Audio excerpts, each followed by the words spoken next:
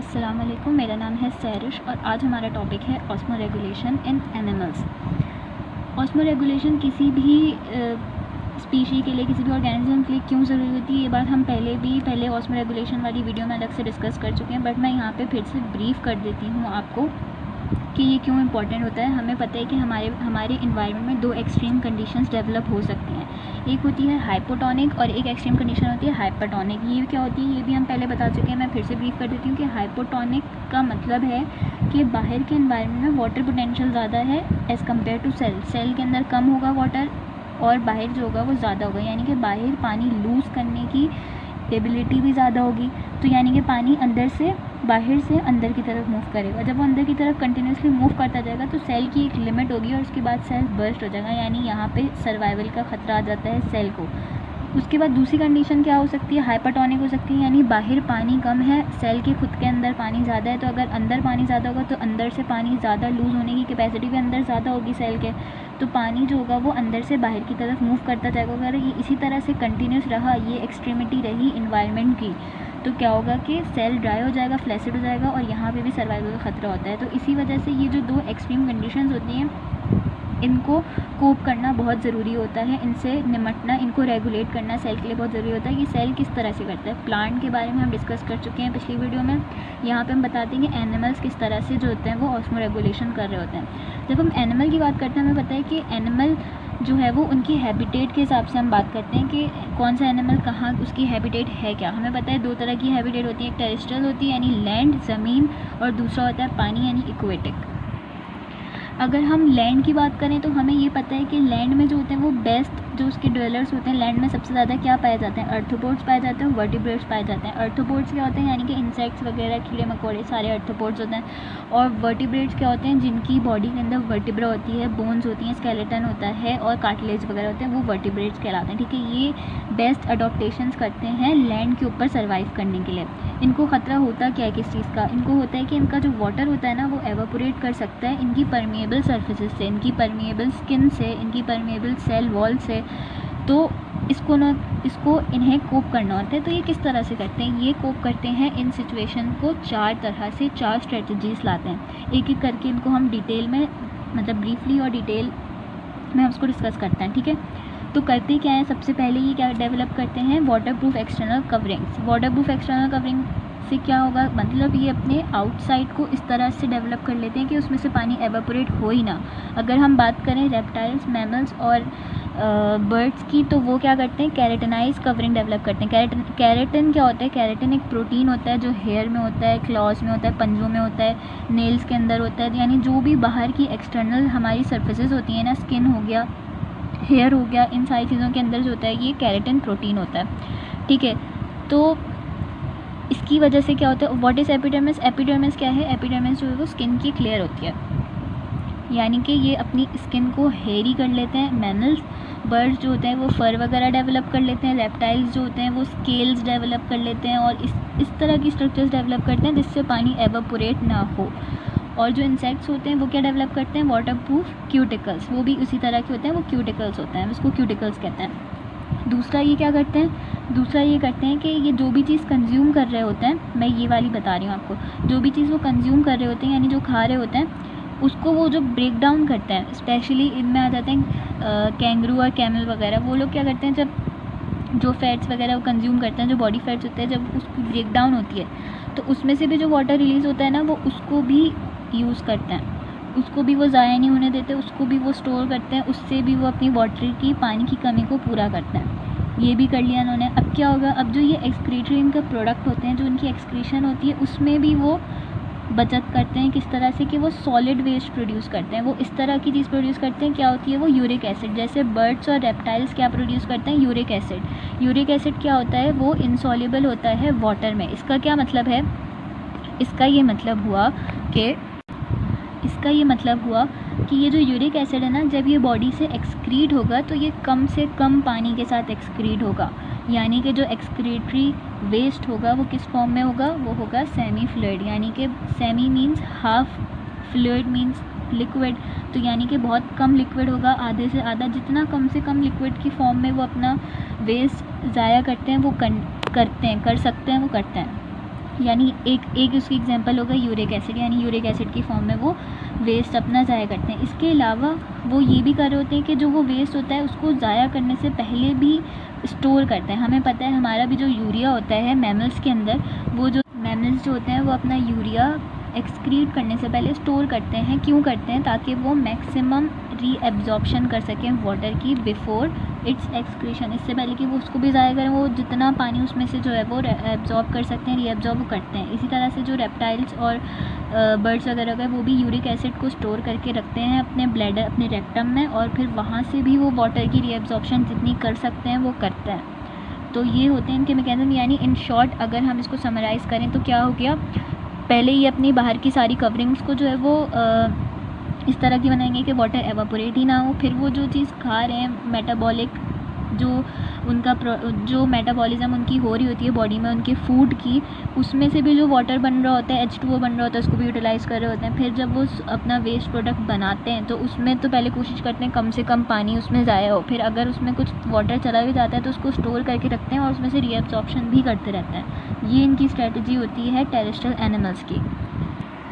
अब आते हैं हम इक्वेटिक पे। हमें पता है कि पानी दो तरह का होता है, एक होता है साफ़ पानी यानी कि मीठा पानी, और एक होता है खारा पानी यानी समुद्री पानी, मरीन वाटर।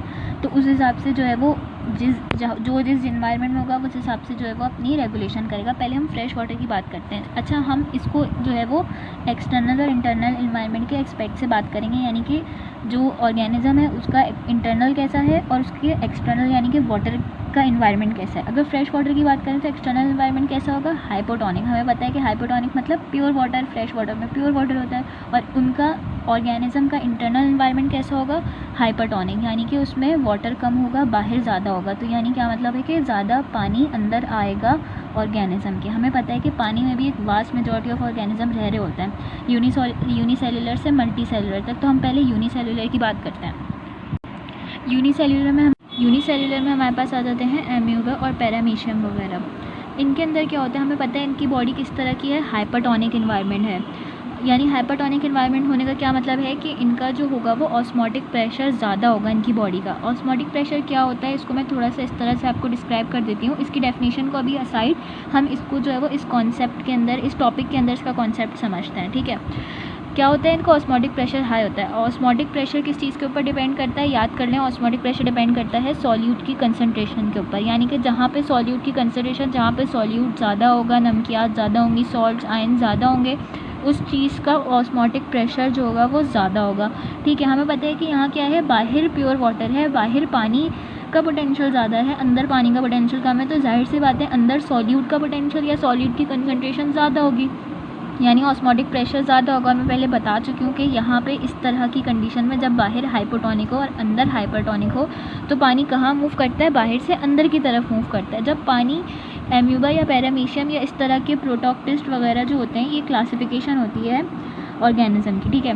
तो जब ये इस तरह के उसमें जो है वो ये एंटर करेगा, पानी कंटिन्यूसली सेल के अंदर एंटर करेगा, तो जाहिर सी बात है एक लिमिट के बाद ये बर्स्ट हो जाएंगे। लेकिन इन्होंने कुछ अडॉप्टेशन करनी है। क्या अडॉप्टेशन होती है इनकी, इनके पास होते हैं एक तरह के वैक्यूल जो कि कहलाते हैं कॉन्ट्रेक्टाइल वैक्यूल। वैक्यूल क्या होता है, वैक्यूल जो होता है सिंपली एक सैक होता है या फिर एक बैग लाइक स्ट्रक्चर होता है।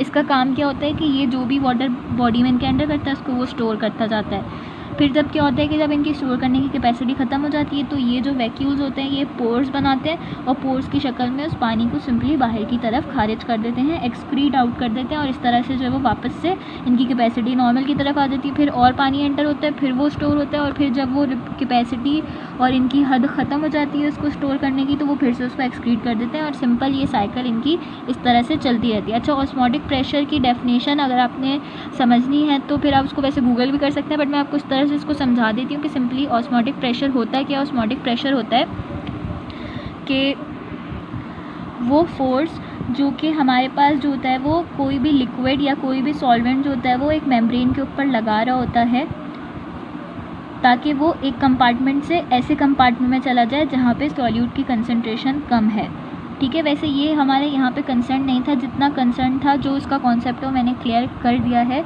अगर आपको फिर भी इस बारे में समझना है तो आप कमेंट करके पूछ सकते हैं। अब बात करते हैं मल्टी सेलुलर की, यानी फ़िशेस वगैरह और जो दूसरी बड़ी फ़िशेस होती हैं वो क्या करती हैं। अब उनका इन्वायरमेंट भी वैसा ही है जैसे यूनिसेलुलर का। तो ये क्या करती हैं कि ये अपना एक्सक्रीटरी प्रोडक्ट जो होती हैं उसमें बहुत ज़्यादा वाटर जो है वो खारिज करने लग जाती है। ज़ाहिर वाटर तो इनकी बॉडी में भी एंटर हो रहा है बहुत ज़्यादा, तो ये क्या होगा, ज़ाहिर सी बात है अपनी एक्सक्रीशन में वाटर बढ़ा देंगे। तो जो वाटर जो इनकी एक्सक्रीशन में बढ़ता है उसको कहते हैं हम डाइल्यूट यूरिन, यानी कि डाइल्यूट यूरिन रिलीज़ करते हैं। डाइल्यूट यूरिन का क्या मतलब कि उसके अंदर वाटर बहुत ज़्यादा होता है। अब जब ज़ाहिर वाटर बहुत ज़्यादा लूज़ होगा तो साथ साथ उसके कुछ ना कुछ सॉल्ट्स भी उनके लूज़ होते हैं, कुछ उनके एसेंशियल सॉल्ट्स भी लूज़ हो जाते हैं बॉडी से during excretion of dilute urine. तो वो क्या करते हैं फिर, वो जो है वो अपने एसेंशियल सॉल्ट्स को वापस से रीएब्जॉर्ब करते हैं एक्टिवली थ्रू देयर गिल्स। जो उनकी गिल्स होती हैं उसमें एक्टिव रीएब्जॉर्प्शन होती है, वापस से एब्जॉर्ब होते हैं जो उनके एसेंशियल सॉल्ट होते हैं। इस तरह से जो होता है वो सॉल्ट भी बैलेंस हो जाता है, वाटर भी बैलेंस हो जाता है।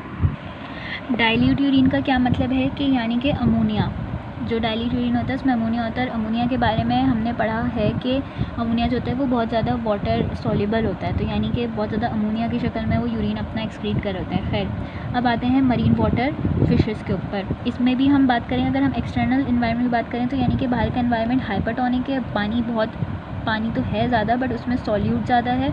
और इंटरनली बात करें तो वो हाइपोटोनिक है, यानी कि अंदर जो है वो पानी की कंसनट्रेशन ज़्यादा है एज़ कम्पेयर टू आउटसाइड। यानी कि इनको किस चीज़ का ख़तरा है, इनको है वाटर लॉस का ख़तरा। तो ये उस चीज़ को किस तरह से कोप करते हैं, ये क्या करते हैं, ये डायरेक्टली ड्रिंक करते हैं, वाटर को ड्रिंक करते रहते हैं। अब जो वाटर ये ड्रिंक कर रहे हैं उसके अंदर सॉल्ट कॉन्टेंट तो बहुत ज़्यादा है, तो क्या होगा उससे इनकी बॉडी में जो है वो सॉल्ट का इंटेक बहुत ज़्यादा बढ़ जाएगा। अगर एक्सेस सॉल्ट हो जाएगा तो फिर अब उसको भी तो खारिज करना है ना किसी तरह से, तो वो उसको किस तरह से खारिज करते हैं, अपने गिल्स से डायरेक्टली उसको एक्सक्रीट कर जाते हैं। जिस तरह से इन्होंने एक्टिवली अपने गिल्स से जो एसेंशियल सॉल्ट थे उसको एब्जॉर्ब किया था, इन्होंने क्या किया, इन्होंने उसी तरह से जो एक्सेस सॉल्ट आ गया है, बहुत ज़्यादा आ गया है, उसको एक्सक्रीट कर दिया। गिल्स में क्या होते हैं, इनके स्पेशल एक्सक्रेटरी सेल्स होते हैं, ठीक है। इस तरह से सॉल्ट निकल जाता है। फिर जो उनका यूरिन होता है वो कैसा होता है, वो बहुत कंसनट्रेटेड होता है, उसके अंदर बहुत ज़्यादा नमकियात बहुत ज़्यादा होती है और पानी बहुत कम होता है। और दूसरा वो बहुत स्मॉल अमाउंट्स में भी यूरिन अपना एक्सक्रीट करते हैं, बहुत ज़्यादा यूरिन भी एक्सक्रीट नहीं करते। फिर इनमें एक किस्म होती है जिसको कहते हैं ऑस्मो कन्फर्मर्स। ये किस तरह के होते हैं, इसकी एग्जांपल में आ जाते हैं हैग फिशेस। ये क्या होते हैं, इनका जो बॉडी होता है, इनका जो बॉडी इन्वायरमेंट होता है किस तरह का होता है। यहाँ मरीन फिशेस का नॉर्मली क्या था, हाइपोटोनिक था, बट इनका क्या होता है, इनका आइसोटोनिक होता है। आइसोटोनिक फ्लूइड्स होते हैं इनके। इसका क्या मतलब है, जैसा बाहर है वैसे ही अंदर है, यानी कि इनको किसी ऑस्मो रेगुलेशन की ज़रूरत नहीं होती। यानी जिनको ऑस्मो रेगुलेशन नहीं चाहिए वो कहलाते हैं ऑस्मो कन्फर्मर्स। फिर इसमें एक और एक्सेप्शन होती है जो कि होते हैं मरीन इन्वर्टिब्रेट्स। इन्वर्टिब्रेट्स का मतलब कि इनके इन्वर्टिब्रा नहीं होते, ज़्यादा बोनी स्ट्रक्चर्स नहीं होते, जिसके एग्जाम्पल में आता है शार्क्स और रेस। इनका इंटरनल इन्वायरमेंट कैसा होता है, हाइपरटोनिक। भाई मरीन के है ना, तो उनको क्या कैसा होना चाहिए था, हाइपोटोनिक होना चाहिए था, बट कैसा होता है, हाइपरटोनिक। क्यों होता है, इसलिए होता है क्योंकि पहली बात कि इनके बॉडी मास इतना ज़्यादा होता है, शार्क्स इतने बड़े होते हैं। फिर वो क्या करते हैं कि अपनी बॉडी में यूरिन को बहुत ज़्यादा एक्सेस यूरिन को जो होता है वो अपनी बॉडी में स्टोर करने लग जाते हैं। जब वो उसको स्टोर करते हैं तो क्या होता है, इनका बॉडी इन्वायरमेंट हाइपरटोनिक होना शुरू हो जाता है as compare to external environment. तो जब ये हाइपरटोनिक हो जाता है तो क्या होता है कि फिर इनके पास जो होता है वो वाटर लॉस का कोई ख़तरा नहीं होता। ये बिल्कुल उसी तरह होते हैं जैसे कि हेलोफाइट्स जो होते हैं वो सॉल्ट्स को एब्जॉर्ब करके जो होते हैं वो बाहर के हिसाब से अपने आप को हाइपरटोनिक कर लेते हैं, वैसे ये भी जो है वो अपने आप को बाहर के एनवायरनमेंट के हिसाब से हाइपरटोनिक कर लेते हैं और फिर एक तरह का ग्रेडियंट बना लेते हैं, जिसकी वजह से फिर वाटर जो होगा वो अब इनके अंदर आएगा, मतलब अब इन्हें वाटर लॉस का ख़तरा इनका ख़त्म हो जाता है। लेकिन ज़ाहिर है जब हाइपरटोनिक होगा तो यानी कि एक्सेस सॉल्ट भी हो सकता है बॉडी में, तो वो उसका क्या करेंगे, उसके लिए भी भाई मैकेनिज़्म है। ये जो एक्सेस सॉल्ट होगा उसको जो होगा वो एक्सक्रीट कर देंगे अपने रेक्टम से। इनके रेक्टम्स में कुछ स्पेशल ग्लैंड्स होते हैं जो कि एक्सेस सॉल्ट को बॉडी से खारिज कर देते हैं। इस तरह से जो है वो इनकी रेगुलेशन चलती रहती है। So that's all, thank you. कोई सवाल हो तो कमेंट सेक्शन में पूछ सकते हैं। जज़ाकल्लाह।